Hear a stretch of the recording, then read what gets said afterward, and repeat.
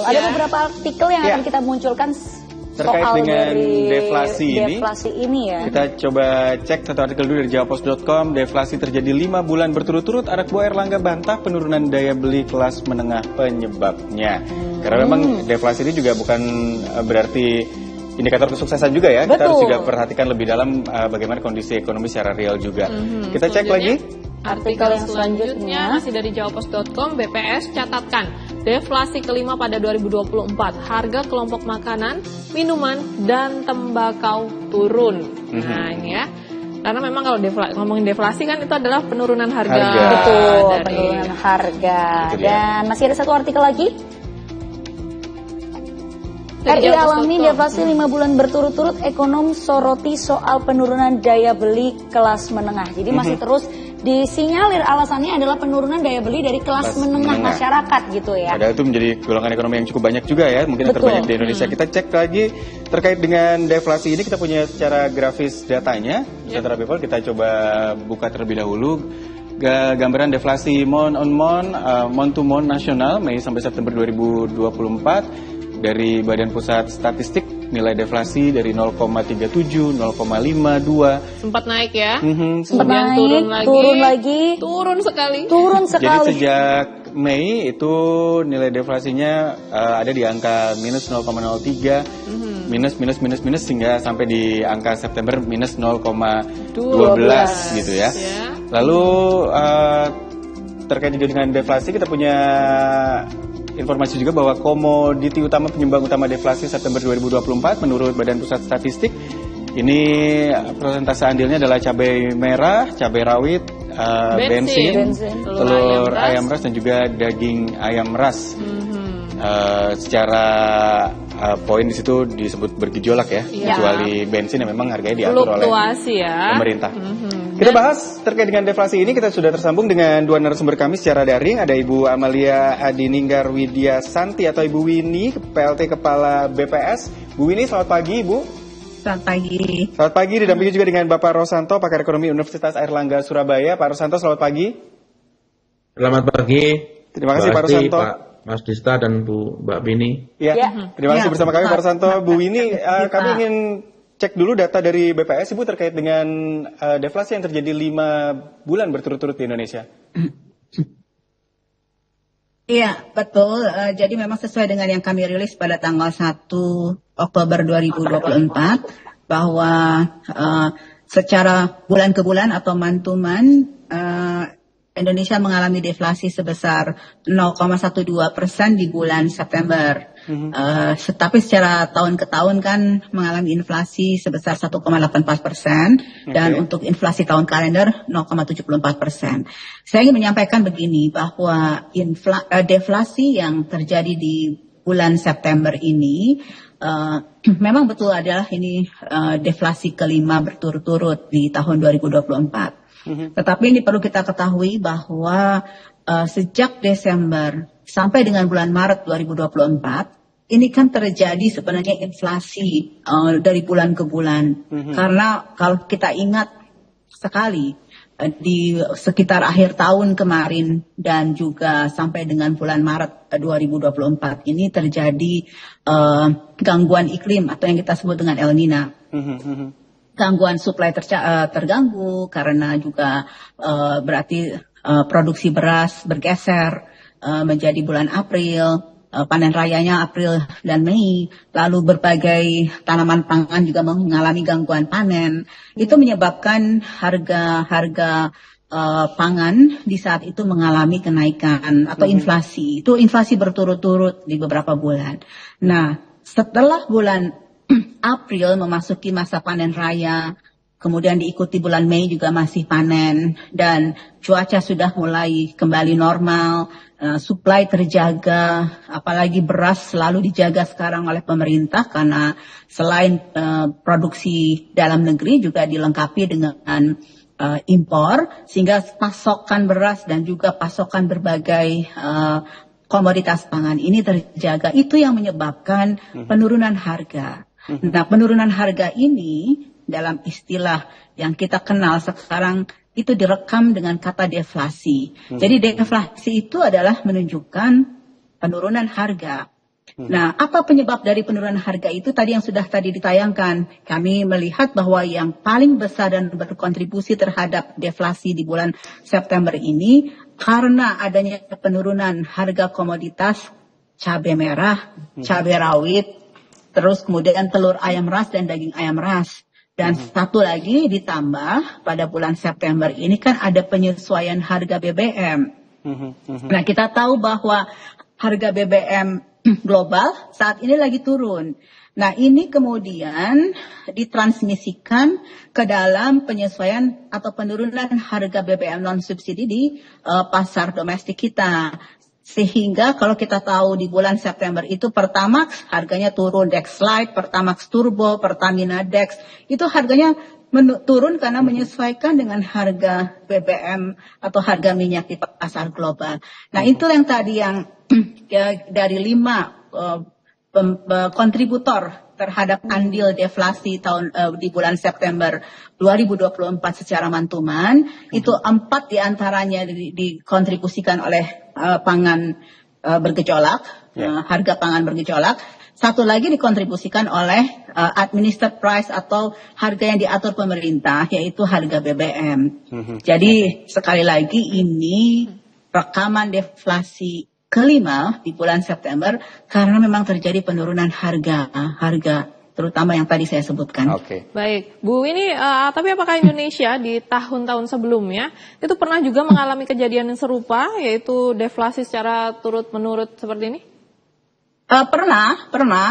Waktu itu kan di sekitar tahun berapa ya? Itu pernah kita mengalami deflasi, misalnya di tahun 2022 bulan Agustus, lalu di tahun 2020 itu di bulan Juli sampai dengan September itu berturut-turut kita mengalami deflasi. Jadi pada saat harga itu pernah meroket naik tinggi, kemudian secara bertahap, kemudian harga menuju keseimbangannya kembali di pasar karena suplainya cukup, itu akan terjadi penurunan harga terus-menerus secara bertahap kan. Nah, itu yang kemudian dilihat sebagai deflasi berturut-turut, kan memang ada harganya menurun berturut-turut. Nah, untuk yang memang sekarang banyak yang mengkaitkan ini dengan penurunan daya beli yang tadi disebutkan. Tetapi tentunya kami di BPS menghimbau kiranya deflasi ini tentunya bukan satu-satunya indikator yang bisa menyimpulkan penurunan daya beli. Banyak faktor yang bisa menyebabkan penurunan daya beli. Jadi tidak berarti one-on-one hubungannya. Ini harus kita kaji dan kita telah lebih dalam kembali. Yang jelas deflasi ini adalah karena penurunan harga di pasar. Ini kan kami merekam inflasi ataupun deflasi ini dari indeks harga konsumen, artinya harga yang diterima oleh konsumen. Nah, konsumen kan menerima harga di pasar ini karena memang terjadi keseimbangan harga di pasar antara supply dan demand tentunya. Baik. Saya bergeser ke Pak Rosanto dulu. Pak Rosanto, kalau tadi dijelaskan oleh Bu Winnie bahwa memang ada inflasi yang terjadi sebelumnya dan lalu per 5 bulan ini deflasi terjadi. Kalau Pak Rosanto amati, memang apakah di awal tahun 2024 yang lalu memang ini harga-harga memang bergerak naik, mungkin bahkan di atas kewajaran gitu Pak Rosanto? Ya, terima kasih. Jadi memang seperti yang disampaikan oleh Bu Winnie tadi, memang deflasi ini kan kayak ya satu sisi dua mata uang yang berbeda ya. Satu sisi kita bisa bersyukur tadi sudah disampaikan oleh Ibu Winnie bahwa deflasi ini berarti menunjukkan bahwa harga-harga barang terkendali, tapi di sisi lain ada kekhawatiran kalau berturut-turut seperti ini juga apakah ini kemudian bisa menjadi indikator atau sinyal bahwa daya beli masyarakat menurun. Kalau kita lihat memang inflasi di kita itu kan punya pola itu ya. Biasanya itu ada inflasi kalau awal-awal tahun gitu ya, kemudian ditambah juga dengan misalnya di bulan-bulan pertengahan ketika anak-anak pada masuk sekolah gitu ya. Kemudian nanti di akhir bulan-bulan Desember, Natal ada tahun baru juga, itu juga akan naik lagi gitu ya. Nah, tadi juga disampaikan oleh Bu Winnie bahwa di awal-awal tahun tadi pada bulan-bulan awal memang kecenderungannya ada inflasi, ada kenaikan harga. Tapi kemudian selama 5 bulan terakhir sejak bulan Mei tadi itu sampai dengan bulan September yang lalu ada kecenderungan penurunan harga yang cukup signifikan itu. Walaupun sebetulnya ini juga masih manageable ya, seperti disampaikan oleh Bu Winnie tadi. Jadi memang target pemerintah kan juga 2,5% plus minus 1%. Jadi kalau misalnya year on year-nya masih 1,8%, itu walaupun momentumnya minus 0,12%, artinya masih manageable lah, masih dalam range yang ditargetkan oleh pemerintah gitu. Oke, baik Pak Rosanto, terima kasih. Nanti kita akan lanjutkan di segmen berikutnya. Pak Rosanto dan juga Bu Winnie masih bersama kami. Jawa Pos Update, jeda terlebih dahulu. Saya Pak.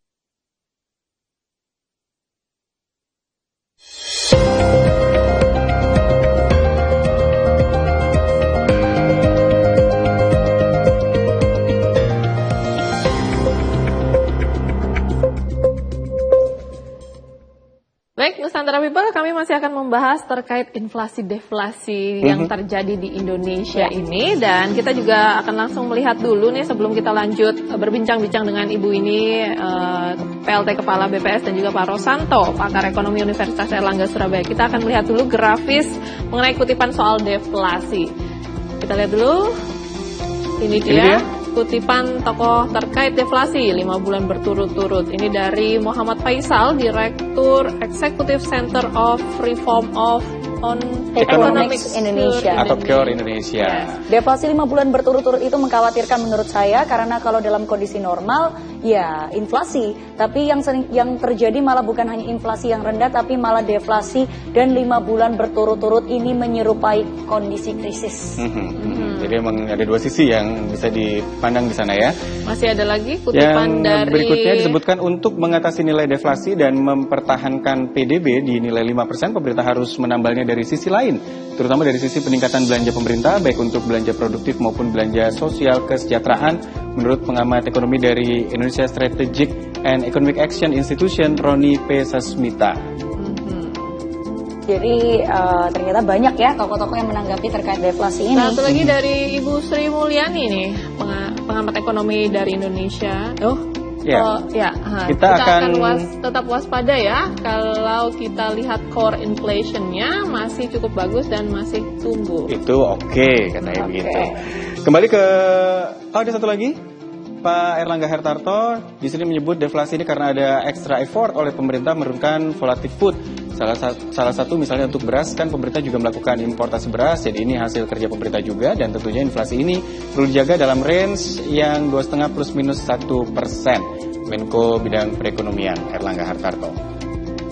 Dan kita masih terus terhubung bersama dengan Ibu Winnie, PLT Kepala BPS, dan Bapak Rosanto, pakar ekonomi Universitas Airlangga Surabaya.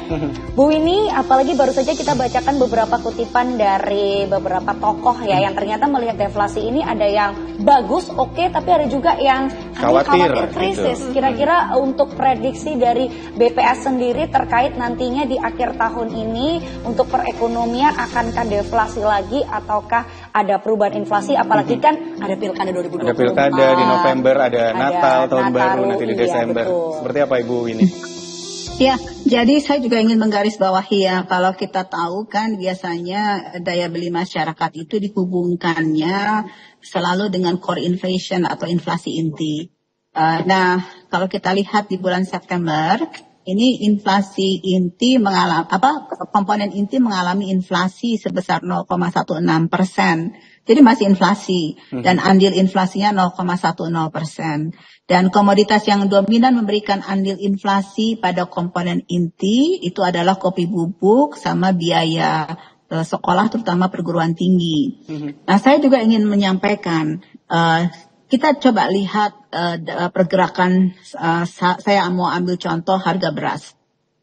Nah, harga beras itu kan di tahun ini, di bulan September, itu selama beberapa bulan ini kan memberikan andil deflasi, terutama di bulan, di bulan, dia masuk kepada 10 besar. Tetapi maksud saya begini, beras sebagai contoh di bulan September 2024 itu harganya 14 ribuan bulan September. Nah, kemudian di bulan di bulan tahun lalu itu kalau kita bandingkan tahun lalu harga beras itu di kisaran sebelum El Nino ya, itu sekitar 10 ribuan, 10-12 ribu. Ini sekarang beras itu masih bertengger, dia udah turun bertahap, tapi masih bertengger di 14 ribu. Jadi secara year on year kan beras itu mengalami inflasi. Ini yang saya maksudkan. Pertanyaan saya konsumen, apakah lebih senang membayar 14 ribu atau 12 ribu? Karena tahun lalu itu beras harganya 12 ribu sebelum akhir tahun, di pertengahan tahun lalu. Sekarang masih 14 ribu. Tapi 14 ribu ini kalau kita bandingkan dengan awal tahun, dengan bulan Maret 2024, 14 ribu ini lebih rendah harganya dibandingkan dengan waktu terjadi inflasi yang cukup tinggi di bulan Februari dan Maret. Nah, itu yang saya maksud. Jadi ini adalah penurunan harga, salah satu contoh penurunan harga dibandingkan dengan bulan-bulan sebelumnya karena adanya gangguan pasokan dan iklim. Tetapi kalau dibandingkan dengan tahun lalu, itu harga yang di tahun ini walaupun sudah turun beberapa bulan, 5 bulan terakhir, tetapi kalau kita bandingkan dengan tahun lalu, ini harganya masih lebih tinggi. Makanya ini terekam di dalam inflasi yang 1,84% itu. Jadi, kalau mau melihat pertama daya beli ataupun kemudian, kan kita harus bandingkannya dari tahun ke tahun. Ya, pertama. Kedua, biasanya daya beli itu dihubungkan dengan core inflation atau inflasi inti. Jadi, saran saya jangan terburu-buru mengambil kesimpulan, tetapi mari kita cermati lebih dalam melalui indikator-indikator lain. Tetapi kalau dari tahun ke tahun, bagaimana harga tahun ini dibandingkan dengan harga tahun lalu, itu masih inflasi. Begitu maksud saya. Jadi jangan hanya mengambil setengah sudut. Maksud saya, hanya mengambil satu angle saja dari angka mantuman. Tetapi mari kita lihat secara keseluruhan tahun ini dibandingkan dengan tahun lalu. Begitu ya. Oke, saya ke Pak Rosanto terlebih dahulu. Pak Rosanto, menanggapi kekhawatiran, anggapan atau pandangan kekhawatiran tersebut gimana Pak Rosanto? Apakah ini memang cukup mengkhawatirkan ketika kondisinya seperti ini atau masih kondisi yang normal juga? Ya, seperti yang disampaikan oleh Bu Winnie tadi, kalau memang itu benar adanya, itu ya, berarti memang inflasi sekarang ini sifatnya hanya temporer saja, itu ya, istilahnya bukan persisten, bukan dalam jangka panjang, ya, seperti disampaikan oleh Bu Winnie tadi, bahwa penurunan harga ini dari volatile food, gitu ya, barang-barang yang memang berubah harganya setiap waktu, gitu ya, terutama misalnya kebutuhan pokok dan sebagainya, dan juga tadi disampaikan oleh Bu ini juga administered prices, ya, bulan September awal yang lalu kan juga ada penurunan harga bensin, ya, dan sebagainya. Ini juga akhirnya mendorong harga-harga ini turun, gitu ya. Tetapi tadi juga disampaikan oleh Bu ini, kalau memang benar bahwa inflasi inti ya, sebagai bentuk dari kenaikan harga secara persisten, gitu ya, dalam jangka panjang itu ada kenaikan, ya berarti memang ini tidak perlu dikhawatirkan terlalu berlebihan, gitu ya, bahwa ada kekhawatiran dari beberapa kalangan ada penurunan daya beli masyarakat, ini tidak perlu dikhawatirkan terlalu berlebihan karena memang kita sekarang ini kan mungkin saja suplainya dalam supply dan demand itu kan suplainya bertambah, kemudian demandnya ada khawatiran demandnya itu turun, ya, demandnya turun, konsumsi masyarakat turun karena apa? Dikhawatirkan karena ada pendapatan masyarakat yang turun, gitu. BPS juga merilis bahwa ada penurunan kelas menengah, gitu ya, dari Indonesia, dari 57 juta tahun 2019, sekarang 2024 ada 47 juta sekian, gitu.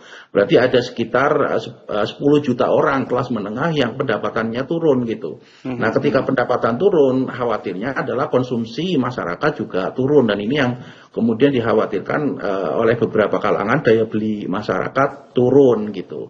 Nah, tapi kalau memang ini tadi disampaikan oleh Bu Winnie bahwa inflasi inti, inflasi yang sifatnya persisten, gitu ya, dalam jangka panjang, gitu, itu ada kenaikan, ya kita masih bisa berharap bahwa